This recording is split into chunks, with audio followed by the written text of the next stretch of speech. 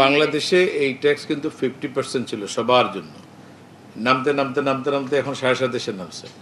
আপনি আরো নামাতে চান, নারীদের ক্ষেত্রে স্যার কন্ট্রাডিকশনটা তো ওই জায়গাতেই। কথা বুঝছেন না? এখন ধরেন আমি একটা কথা, মানে ইভেন নারীরাও যদি ভালো ব্যবসা করে, খুবই ভালো জিনিস। তো এখন উনি যদি 27.5 টাকা গভর্নমেন্ট এক্সচেকারে দিয়ে বাকি 72.5 টাকা নিজের গ্রোথের জন্য এবং নিজের খরচের জন্য রাখতে পারেন, এটা কিন্তু পৃথিবীর খুব কম দেশে আছে। তো এটা একটু আপনার মাথায় রেখেন। রিফান্ডেরটা আমরা খুব কাজ করছি। রিফান্ড একদম মানে একেবারে ছোট বড় সবার রিফান্ডই তাদের ব্যাংক অ্যাকাউন্টে চলে যাবে। ভ্যাটটা আমরা শুরু করেছি, ইনকাম ট্যাক্সের আমরা অনেক দূর এগিয়েছি এবং আমরা এটা আলটিমেটলি রিটার্ন দেওয়ার পরপরই যার যার অ্যাকাউন্টে টাকা চলে যাবে, সেই অটোমেটেড সিস্টেমের দিকে আমরা যাচ্ছি। আমরা তো আমাদের সিস্টেমের নারী উদ্যোক্তা এবং এসএমই উদ্যোক্তাকে আলাদা করে আইডেন্টিফাই করি নাই।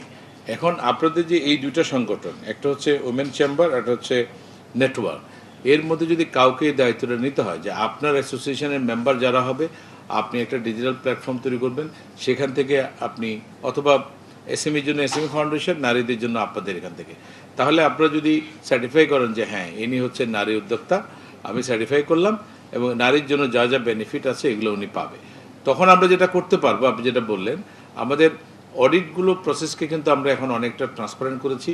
আগের মতো দেখে দেখে অডিট করার সিস্টেম উঠে গেছে। আমরা এখন রিস্ক বেসড অডিট চালু করছি এবং অডিট প্রক্রিয়া কিভাবে, মানে অডিটগুলো কিভাবে অ্যাসেসমেন্ট করবে, অডিট করবে, তার ব্যাপারে গত বছর আমরা নির্দেশনা জারি করেছি এবং এই নির্দেশনাটা কিন্তু পাবলিশ করা হয়েছে ওপেন, এখনও এনবিআর ওয়েবসাইটে পাবেন, ভবিষ্যতেও পাবেন।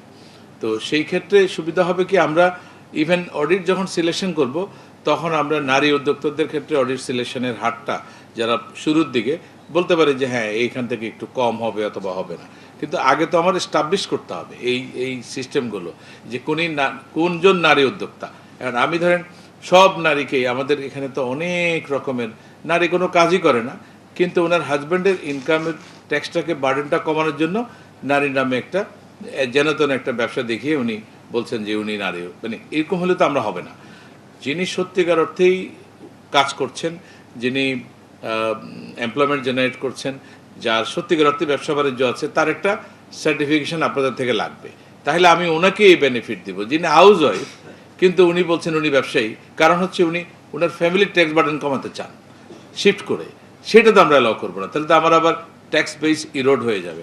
তো এই ব্যাপারে আপনাদের সহায়তা লাগবে। আপনারা বলেন উভয় মিলে কাজ করবেন নাকি কার সাথে আমরা কাজ করব। ট্রেনিং একটা আছে, প্লাস হচ্ছে এইটা যে আপনাদের থেকে আমরা ভেরিফাই করে নিব।